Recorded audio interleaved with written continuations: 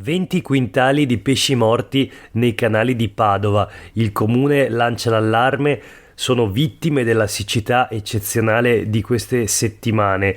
I pesci che vivono nei canali del centro città, almeno 20 quintali di carcasse emerse in questi ultimi giorni a causa della mancanza d'acqua in molti tratti dei corsi d'acqua padovani, rimasti drammaticamente a secco. Il comune parla di un'emergenza igienico-sanitaria e il vice sindaco di Padova, Andrea Michalizzi, annuncia di aver già incaricato alcune ditte di rimuoverli e c'è un tavolo che si riunisce ogni giorno. Questo è Sveglia Veneto, il primo podcast dedicato all'informazione vista da Nord-Est. Oggi è martedì 5 luglio 2022, io sono Jack Calcetto. La prima notizia del giorno riguarda la siccità, un'emergenza che va affrontata e quindi a Padova il comune sta intervenendo quantomeno per tamponare, cioè per rimuovere le carcasse di pesci, i rifiuti e le alghe emerse con la secca. Il Bacchiglione è troppo basso il livello dei fiumi in Veneto, ma non solo, in tutto il nord Italia, e quindi se i fiumi principali non hanno acqua, poi chiaramente non alimentano i fiumi interni, da cui la moria di pesci. La notizia comunque non riguarda soltanto Padova, ma tutto il nord Italia, tutto il paese in realtà. Il clima che cambia, leggiamo la notizia sempre sul Mattino di Padova, via libera allo stato di emergenza per salvare l'agricoltura del nord, quindi stato di emergenza deciso dal governo per contrastare la siccità. Stanziati 36 milioni e mezzo per Piemonte, Lombardia, Veneto, Friuli ed Emilia Romagna. Presto un commissario all'emergenza, 2,7 miliardi la spesa prevista per rafforzare le infrastrutture idriche nazionali, 1,38 miliardi previsti per ridurre le perdite d'acqua, in particolare al sud. Questi sono altri dati, altri numeri, ma i soldi stanziati invece per lo stato di emergenza sono 36,5 milioni per affrontare l'emergenza, appunto la situazione critica nell'immediato. Questo per quanto riguarda la siccità. Proseguiamo con quella che è la notizia ancora del giorno, di questi giorni, di queste ore, almeno finché non verranno trovati tutti dispersi. Parlo naturalmente della tragedia della Marmolada. 90 metri di lunghezza del blocco di ghiaccio che si è staccato per un'altezza di 40 metri, circa 200 metri il fronte della valanga di ghiaccio che è venuta giù a 300 km/h circa, percorrendo 700 metri di dislivello, un volume immenso, quello del Seracco che si è distaccato. Altri dati: 13 gradi,1 registrati il 20 giugno sulle Dolomiti, oltre i 3.000 metri.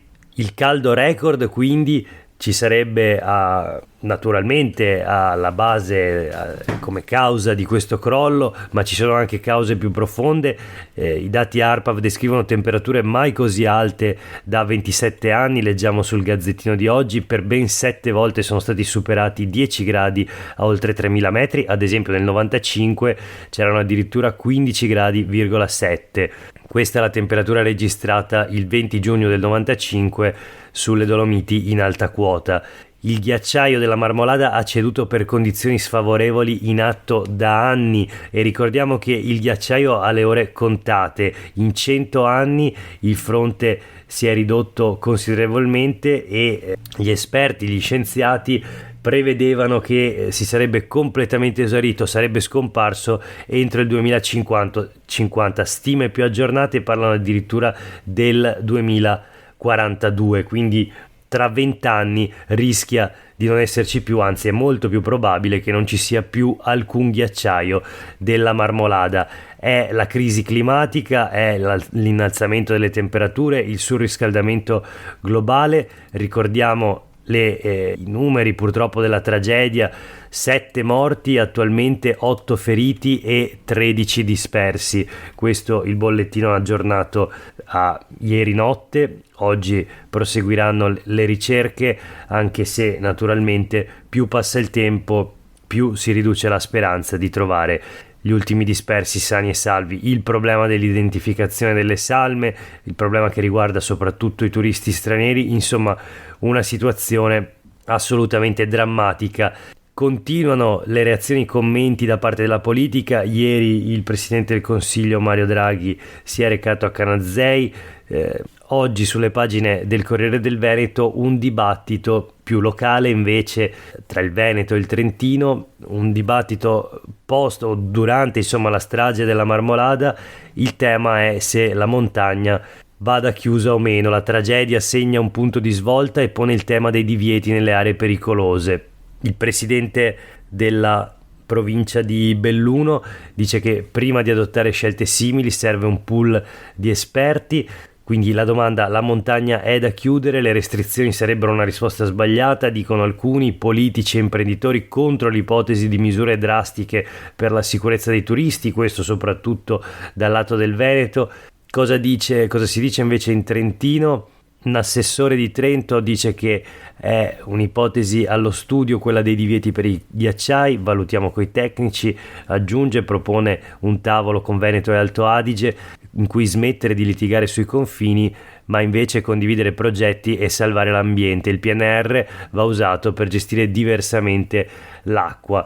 Il presidente altoatesino Compascer dice eventi così più frequenti, ma non si può chiudere tutto, quindi il dibattito è aperto, il dibattito in particolare appunto in questo caso sull'opportunità o meno di chiudere l'accesso alle montagne che diventano pericolose. C'è naturalmente un dibattito più grande, più articolato, che prosegue da anni sul cambiamento climatico, sul riscaldamento globale e soprattutto su come affrontare questa minaccia a livello globale. Voltiamo pagina, parliamo della sanità a Vicenza. Una tavola rotonda organizzata dalla CGIL veneziana, a Venezia, con l'assessora Lanzarin, assessora regionale alla sanità e al sociale, e il capogruppo del Partito Democratico in Consiglio regionale Giacomo Possamai. La CGIL chiede che la non autosufficienza sia una priorità, quindi la legge per la non autosufficienza sia una priorità di questa legislatura regionale. Altre le priorità: l'omologazione dei contratti dei professionisti della sanità, la riforma delle IPAB attesa ormai da 20 anni e il PNRR. Questi temi posti dal sindacato, dalla CGIL di Venezia, all'assessora Lanzarin e al consigliere regionale Giacomo Possamai. Nella tavola rotonda di ieri una notizia flash da Treviso, il caso della modella di 26 anni, residente a Fontane di Villorba in provincia di Treviso, uccisa dall'eroina. Notizia del giorno è che risulta indagata la psichiatra dell'ULSS che l'aveva visitata. Sotto la lente, scrive il Gazzettino, l'incontro avvenuto tra la professionista e Sara Pegoraro il giorno prima della dose fatale. Secondo i primi riscontri, infatti, Sara Pegoraro sarebbe rimasta stroncata in casa da un'overdose di eroina. L'incontro tra la dottoressa e Sara Pegoraro era avvenuto il giorno prima del decesso in un ambulatorio del centro di salute mentale di Treviso. Dopo il colloquio la psichiatra aveva firmato le dimissioni della 26enne ed è stata quella decisione a far finire la dottoressa nel mirino degli inquirenti, scrive il Gazzettino. La procura sospetta che la giovane potesse essere salvata se solo non fosse tornata a casa. E la professionista è infatti indagata per non essersi avveduta delle tendenze suicide della 26enne, oppure per non aver intercettato il grave stato depressivo della ragazza che avrebbe poi portato all'overdose risultata mortale. Questo è il nuovo sviluppo delle indagini che ha fatto slittare l'autopsia inizialmente prevista per venerdì scorso, spostata a ieri e ora ulteriormente spostata. Insomma, questa è la notizia nell'articolo di Giuliano Pavan sul Gazzettino di oggi.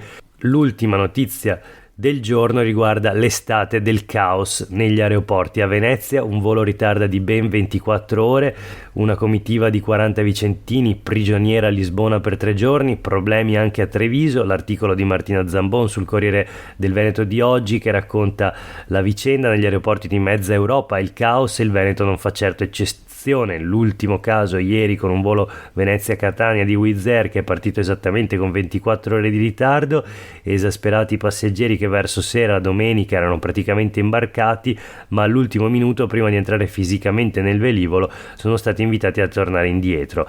Bloccato a Lisbona invece, come ho detto poco fa, per 3 giorni un gruppo di 40 vicentini, problemi anche al Canova, 180 i passeggeri del volo Ryanair Edimburgo che sono stati fatti salire a bordo per poi ridiscendere, volo cancellato. C'è la testimonianza di una veneziana che dice: è stato vergognoso, eravamo stati imbarcati e poi all'ultimo ci hanno fatto fare dietro front.